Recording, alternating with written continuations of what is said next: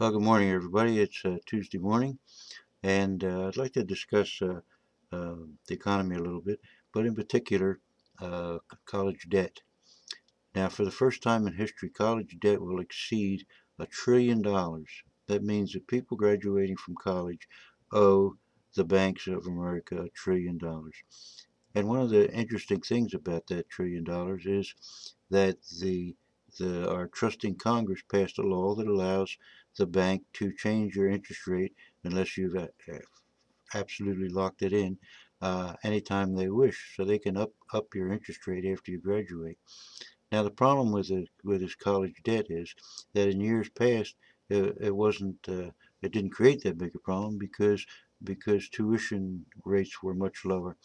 The only thing the only thing in the history of the last 10 years that has increased faster than medical costs as a percentage increase every year has been college tuition.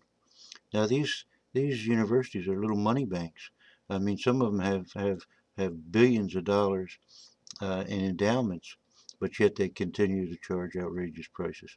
Many institutions now that are Ivy League or just below it are charging 40 to 50,000 a year for tuition. Now you accumulate that debt, and you always have, with a concept that you're going to get out of school and that you're going to be able to pay it off because you're going to get a better job. Well, too many people getting out to school today don't even get a job. 85% last year returned home to live with their parents because they couldn't afford to go anyplace else. And the average student, this is one coming out of junior, out of just with a associate's degree out of junior college, those coming out of four-year college, just the average student owed $27,000. Now I know a number of people that owe over $40,000, and I know some people that owe $40,000 and are only sophomores. So that it's an incredible amount of debt you're assuming for the possibility that you won't be able to get a job when you do get out.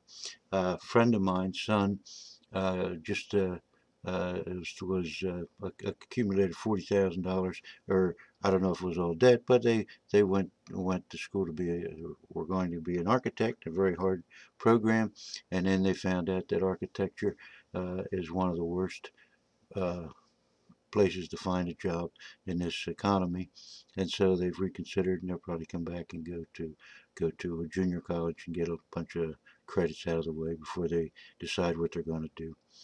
But it's not unusual uh, to have people coming out of college and ending up working at McDonald's or working as cashiers, working at minimum wage jobs. And at minimum wage jobs, you'll never pay your debt off, and you'll be living in your parents' basement. Yeah, yeah, for forever.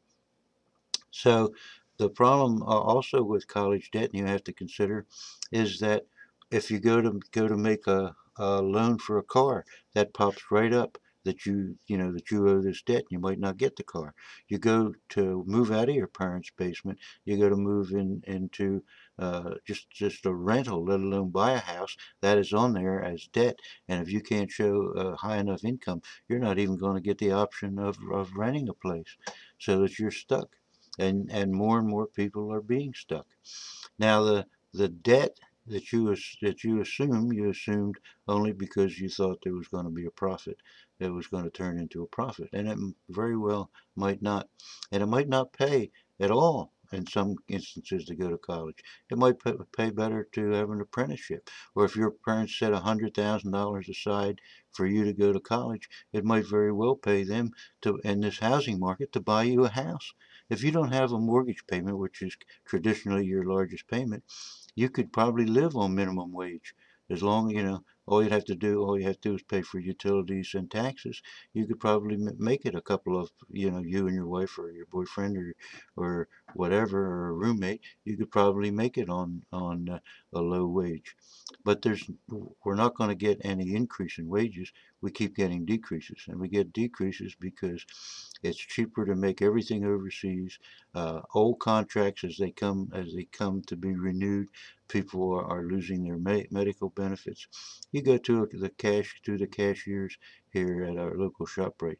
In the old days, they used to be union, and they'd make maybe $18 to $22 an hour. They'd have health benefits and everything else. Now you don't see the old ones there so much. You see younger and younger ones. And a guy used to work for me ended up working as a cashier. He's making minimum wage. They get 29 hours a week, so they're not considered full-time help, so they don't have to be paid any benefits, and they they can't hardly survive on that.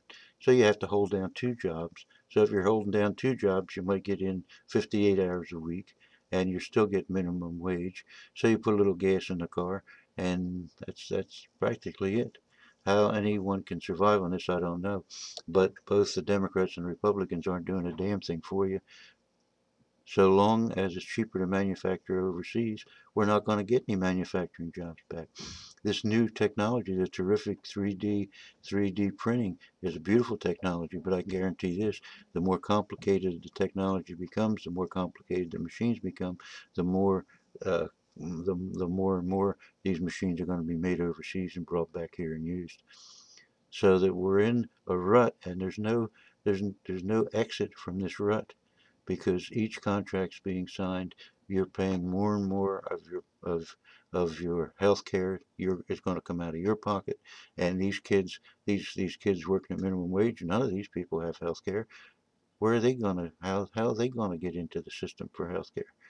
You know, Obama and even Clinton said, well, you can carry if you get fired.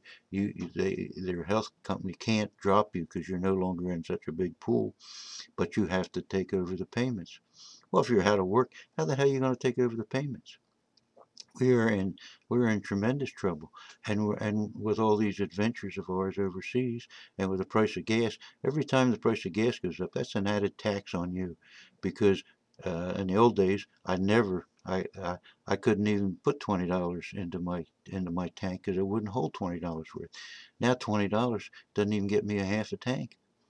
So every one of you that has to commute to work, who knows? Maybe it costs you an hour of work every day just for the gas. Now that's an added tax that we're paying because of our adventures overseas. Now, Netanyahu comes here yesterday, meets with the president, then he goes and tells Congress, you better get off your ass and do something and bomb these sons of bitches, because if you don't, we're going to bomb the sons of bitches. Well, if they bomb them, they're bombing them with our bombs. They're bombing them with our aid that we gave them, you know, that the technology, now the state of Israel is making their own jets and all that, but they bought these super bunker buster bombs off us, or bought them. No, the Israeli never buys anything off us. It's worked into some foreign aid program. They never pay for a damn thing, and we just keep heaping it on them because of the Jewish lobby. But Netanyahu comes here now. It would be like what would we say if the president went and met with the Iranian government, and I forget what the name of their institution is, would be equivalent to our House of Representatives or our Congress, and said, you better get your ass in gear and go bomb the hell out of Israel. Well, the world would go crazy. But yet we can allow a foreign leader to come here and try to tell us to go start a war, and everybody's fine with that. They're not only fine with it, but they say, can you lower your pants further because enough congressmen can't kiss your ass. There's so many that want to kiss your ass. You got to be able to have them so they can kiss both cheeks at the same time. But that's the way the Israelis planned it, and their lobby is so strong, for so few, have caused so much problems, that there's no resolve to it, because everybody they have to have New York, and they have to have Florida, and they have to have the media. So there's no solution to this until we get more and more independence in Congress. And they're just not running. They've gerrymandered the districts so strictly now that 90% of them are almost automatic, either for the Republicans or for the Democrats. So it's all a phony system. But the main thing I wanted to talk about was this college debt. And it may not be a great idea. I went to college for a long time. I went to school, and I started out in Montana, then went to Hawaii, then went to to Oregon, then went to India, and then went to the University of Miami, and it was a great time and it was great fun. I accumulated very little debt, a couple of $1,000. Uh, and luckily, when I was a graduate student, they paid me, and before that, I always went to cheap schools. But uh, I never, never, I have a degree in history, biology, philosophy, and a graduate degree in axiology, which is value theory, and never used a word of it in my whole life. So it didn't serve me any purpose. But there's a lot of you out there that it indeed also might not serve a purpose, and you might be better off being an apprentice to a plumber or to a heating guy or something. Some jobs that are always necessary. You're always going to need plumbers. They're always going to need heating technicians and stuff like that. Some vocational stuff, and you can pick that up usually as an apprentice.